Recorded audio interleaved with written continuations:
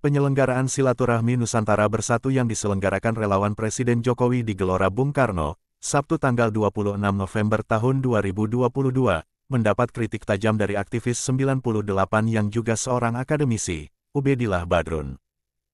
Kritik itu disampaikan dalam wawancara khusus di podcast Presiden Kisdi HM Mursalin yang akrab disapa Om Liem. Assalamualaikum warahmatullahi wabarakatuh. Waalaikumsalam. Pemirsa, kita senang sore hari ini bisa ketemu dengan Kang Ubed. Ada hal yang sangat menarik kejadian di UBK ini, di GBK maksud saya. Tapi kejadian di GBK itu sebenarnya kan ada rangkaian yang sebelumnya. Yang rangkaian itu terjadi perubahan-perubahan yang membuat sesak napas yang dibawa oleh masuk dalam pertemuan resmi di Golkar mengatakan hati-hati memilih pemimpin. Kemudian di pertemuan itu juga itu menunjuk Prabowo, artinya Prabowo mungkin sudah terangkat gitu. Kemudian tetapi anehnya tidak berani mendatangi Palu. Nampaknya khawatir, berhitung juga ini kalah pamor dengan Anies dan kayak membuat suatu hal yang baru di GBK dan menunjuk orang lain. Nah, ini membuat marah tentunya yang sudah terlihat itu kan ada dari PDI kan. Bacaan seperti itu.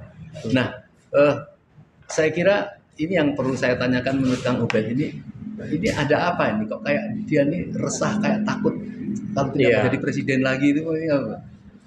Kan pertanyaan itu kita bisa berimajinasi ya, bahwa orang kalau terus berusaha ingin berkuasa atau melakukan sesuatu untuk kepentingan kekuasaan, berarti dia punya keyakinan bahwa dia mau berkuasa lagi, atau ada kekhawatiran yang luar biasa pada dirinya jika tidak berkuasa lagi. Ya itu yang kemudian melakukan banyak manuver politik, termasuk yang peristiwa di GBK itu. Saya kemarin lewat situ, lewat Jalan Sudirman, mau ngantar istri untuk menjadi juri satu festival anak berkebutuhan khusus tingkat nasional kalau nggak salah. Macet luar biasa dan ternyata banyak emak. Saya melihat ini bukan masa organik, tapi masa yang digerakkan oleh kepentingan pragmatis. Dan itu menurut saya peristiwa itu memalukan lah ya. Ada mengumpulkan banyak orang yang angkanya secara finansial mungkin lebih dari 50-100 miliar. Di saat yang sama Cianjur sedang membutuhkan uang untuk menangani akibat gempa. Jadi nggak ada empati dari peristiwa itu. Yang kedua, tagline-nya kan Nusantara Bersatu. Tapi di belakang layar mereka tidak bersatu. Narasinya bukan persatuan, tapi penangkapan, provokasi kan, seperti yang disampaikan oleh Benny Ramdhani terhadap presiden untuk menangkap kelompok-kelompok kritis dan seterusnya. Jadi narasinya bukan narasi persatuan, tapi justru narasi perpecahan. Jadi ini ada kontradiksi di situ. Kemudian yang kedua juga menunjukkan bahwa pertemuan di GBK itu adalah pertemuan inkonsistensi seorang presiden. Misalnya presiden memerintahkan kepada Menpora agar tidak menggunakan GBK sampai Komisi Internasional Sepak Bola U20 itu ya. Nah, saya kira di satu sisi menteri melarang, tapi kemudian justru presiden menggunakan. Kemudian di sisi lain misalnya presiden menyatakan sesuatu yang sebetulnya menurut saya tidak berkualitas. Misalnya mengukur seorang pemimpin itu dari ciri-ciri fisik, itu kan levelnya turun gitu, rendah gitu. Karena hanya di zaman sebelum abad pertengahan orang memilih pemimpin berdasarkan fisik. Setelah modern kita lebih pada substansi kan, pada kualitas. Itu ya tergambar dari seorang presiden yang mengatakan ciri-ciri fisik, rambutnya putih, wajahnya berkerut. Itu saya kira ada dua hal. Satu itu menunjuk itu, yang kedua orang kenal menangkap bahwa nampaknya belum tobat ini tentang ingin 3 periode ini ya. Awal-awal dulu kan dia mengatakan orang yang mau mengangkat saya yang 3 kali mau menampar muka saya, tapi itu tidak berhenti. Kemarin nampaknya kental kan itu. Iya, itu kan juga terbaca dari pertemuan di HIPMI yang jadi ajang tinju itu kan. Itu kan sampai muncul ada diksi amandemen dari seorang ketua DPD di hadapan presiden, dan presiden nampaknya juga menikmati situasi itu, dan itu menggambarkan bahwa ada ketidakpastian yang disuguhkan oleh presiden untuk menghadapi pemilu, dan bahkan mungkin pemilu juga mungkin ditiadakan. Dengan narasi amandemen UUD 45, dengan narasi tidak hanya UUD 45, tidak hanya amandemen, tetapi juga misalnya bicara soal tahun 2023 adalah tahun yang gelap dan seterusnya. Itu kan narasi-narasi yang diproduksi untuk kepentingan-kepentingan yang sangat politis, yang mestinya itu tidak diucapkan oleh seorang presiden. Kang Ubed melihat apa komen dari presiden pada saat Ramdhani mengadu domba gitu? Apakah nampaknya setuju atau? Iya, saya sih melihat presiden tuh menegaskan mau dikencengin gitu. Jadi maksud apakah mau dikencengin begitu? Jadi semacam ada persetujuan dari presiden. Dan memang presiden ini kan menurut saya ya salah satu kelemahannya kedalaman berpikirnya di situ yang menjadi persoalan yang menurut saya kurang ya. Nah, saya kira kan ini yang menurut saya lama-kelamaan bahaya kalau dibiarkan. Artinya seorang pejabat melakukan sesuatu yang sifatnya katakanlah inkonstitusional ya, baik dalam 3 periode, apalagi Ramdhani sudah mengatakan fitnah omongan ini, kalau dibiarkan itu bahaya. Nah, saya melihat sekarang kalau kita menanggapi secara runcing, saya melihat senang ya lahirnya nongolnya para tokoh-tokoh muda, doktor-doktor kayak Bang Ubed, kayak Pak Yani, kayak Pak Anak Marwan, semua banyak lah itu. Nah, mengapa tidak mencoba menyuarakan? Ya, dulu ada petisi 50 ya. Itu semua mengeluarkan gagasan-gagasan, kemudian timbul narasi yang kemudian melakukan suatu perubahan. Ya. Apa itu tidak bisa dilakukan? Sebetulnya kaum cendekiawan hari ini dan sudah berkali-kali mengingatkan pemerintah ini melalui misalnya ketika revisi Undang-Undang KPK, kaum cendekiawan juga berkumpul untuk menyatakan sikap. Kemudian tes wawasan kebangsaan pada waktu itu juga, kemudian terus Undang-Undang Omnibus Law, dan kita sudah terkonsolidasi sebetulnya melalui apa yang disebut dengan KIKA, Kaukus Indonesia untuk Kebebasan Akademik. Itu adalah kelompok intelektual kaum muda yang kemudian memiliki pikiran-pikiran jernih agar bangsa ini diselamatkan dari situasi yang membuat demokrasi makin buruk, korupsi merajalela, hukum tidak ditegakkan dengan benar dan seterusnya. Itu kegelisahan kami itu sebetulnya ada dan kami sudah bersuara, tetapi kan kemudian suara ini mesti diperluas. Dan kami akan itu dalam bentuk kepengennya sosial society atau melalui DPR, apa sudah putus asa melalui DPR? Ya, kami sih melihat bahwa DPR tidak lagi menjadi bagian transpolitika yang merawat check and balances di situ. Karena 82% parlemen itu kan pendukung kekuasaan. Dan dengan data itu dan dengan peristiwa-peristiwa yang tadi saya sebutkan, Undang-Undang KPK, Omnibus Law dan lain-lain, kami sih menyimpulkan DPR hanya sebagai stempel dari kekuasaan, dan itu yang sebetulnya membahayakan demokrasi diantaranya ya. Karena kalau tidak ada check and balances di dalam kekuasaan, demokrasi menjadi rusak dan itu membuka ruang otoritarianisme dan negara menjadi bukan lagi menjadi negara hukum, bukan Reksstab, dia sudah menjadi Makstab. Ini kan situasi yang berbahaya dan kita para akademisi melihat bahwa situasi ini membuat masa depan Republik makin suram. Apa sih Kang Ubed yang sangat memperburuk situasi sehingga itu kekuasaan itu takut sekali kalau terjadi satu perubahan yang ya dengan standar lah, misalnya katakanlah pilpres itu sudah mulai curang-curang, mau menghadang-hadang calon-calon yang kayaknya bangkit dari masyarakat. Ya, salah satu ciri negara modern itu kan ada negara menjalankan prinsip-prinsip good governance. Ya, di antara cirinya adalah transparansi, kemudian partisipasi, kolaborasi, lalu turunannya tidak koruptif sebagainya. Itu yang ketakutan. Ya, takut. Jadi kalau sekarang ini kan korupsi merajalela. Iya.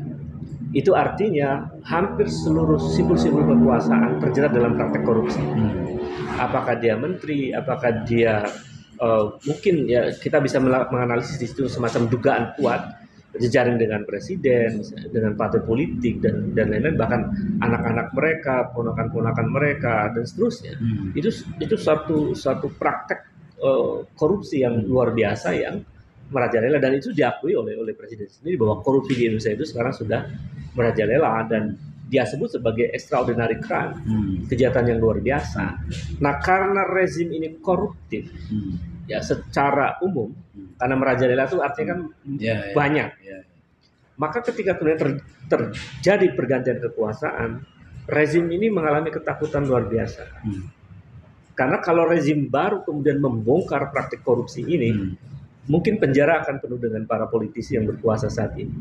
Jadi apa fenomena gelombang besar tahu-tahu di daerah-daerah seolah sudah mengenal Anies Baswedan itu? Disambut dengan seperti itu, maknanya apa? Apa kira-kira? Jadi gini, rakyat ini sebetulnya menginginkan semacam antitesa dari praktek kekuasaan sekarang, atau jalan tengahnya sintesa dari praktek kekuasaan sekarang. Misalnya, siapa yang menjadi representasi dari antitesa rezim saat ini, yang ada di lapisan kekuasaannya seperti di gubernur dan seterusnya, ya Anies Baswedan sebagai antitesa dari pemerintahan sekarang, dan mungkin Anies juga bisa menjadi sintesa dari kekuasaan yang berlangsung hari ini dari lapisan kelompok politik yang ada di tingkat kekuasaan ya, gubernur.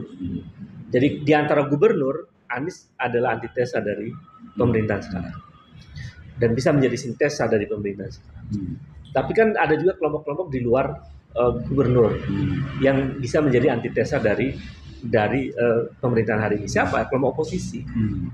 Ya, siapa mereka? Ya ada di partai-partai yang kecil mungkin, tapi juga kelompok oposisi yang kelihatan dari kaum intelektual, para cendekiawan, para ekonom, ya, para mungkin juga mantan pebisnis, mantan purnawirawan dan seterusnya. Saya kira banyak kelompok oposisi. Kalau misalnya kita melihat satu pandangan yang sama berbahayanya rezim inilah dari segala macam lah ya, kita tahu lah bagaimana ketakutan rakyat ini, alam kita disedot habis ditransaksikan dengan dengan tidak transparannya itu.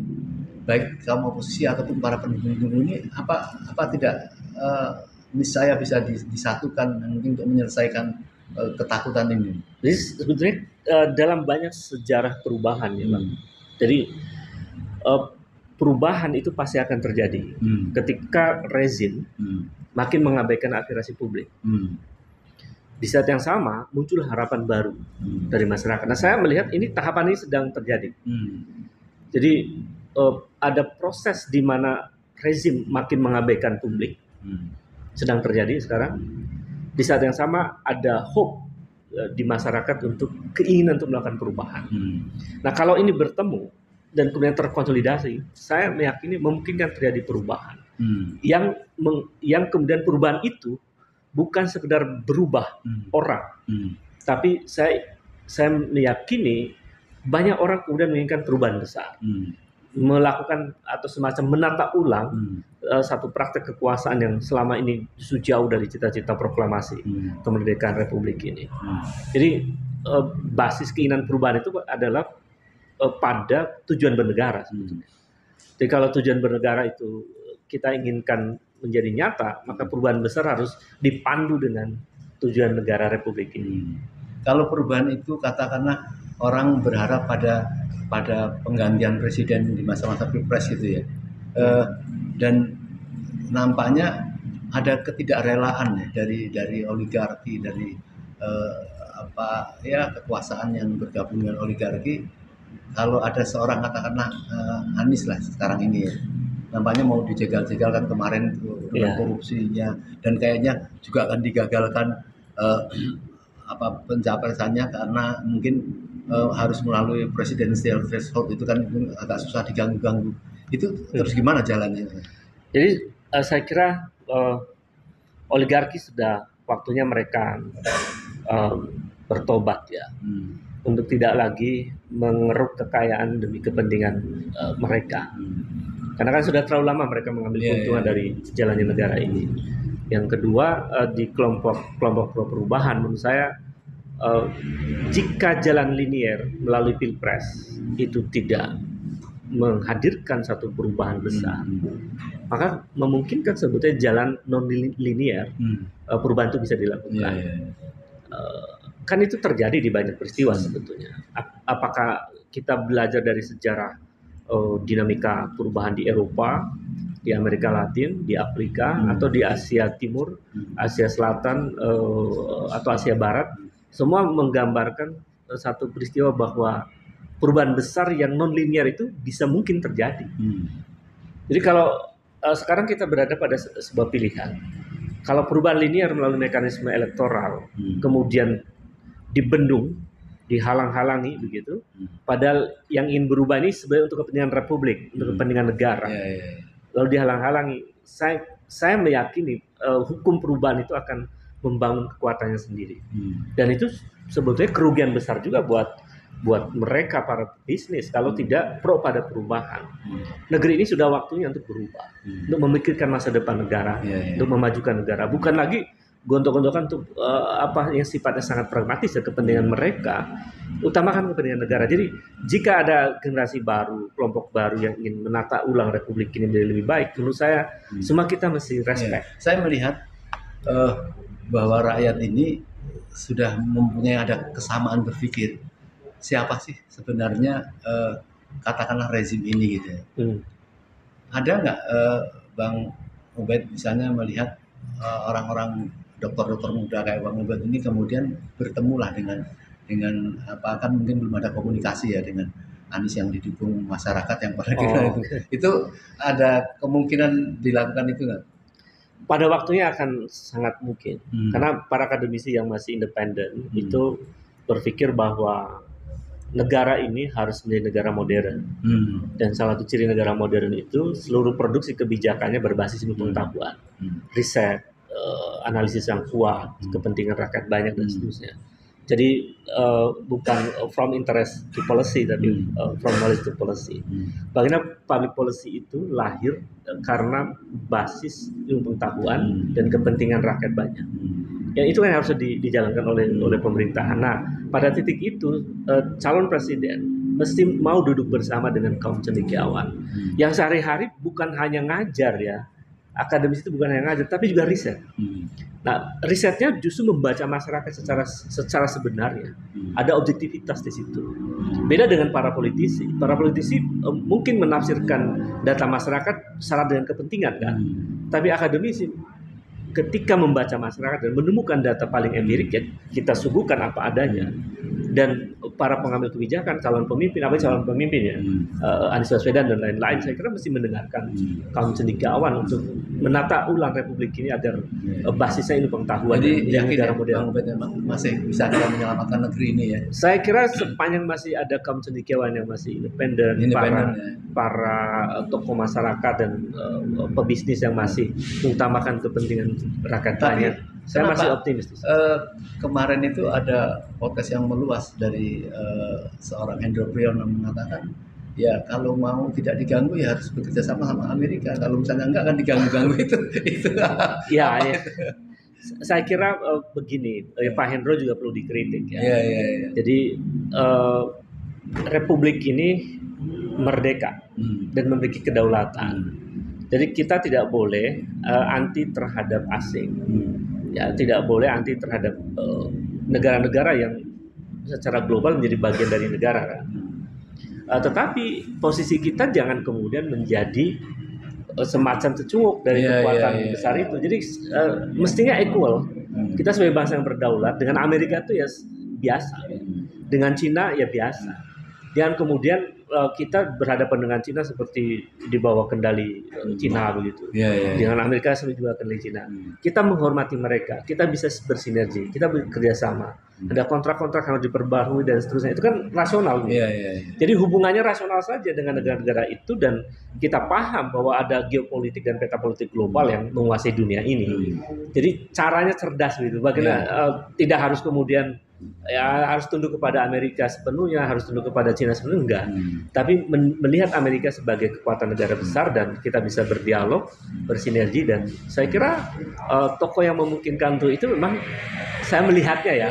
Saya secara kualitatif saja, memang Anies punya potensi untuk melakukan itu dibanding capres-capres yang lain. Itu agak berat yang lain. Tahun 98 itu kan, semua rakyat itu kan sebenarnya kan mengharap begitu nongol kan kelihatan sendiri. Nah, saya kira begitu juga saat ini sebenarnya. Kalau misalnya apalagi Kang Ubed mau bukan tampil maksudnya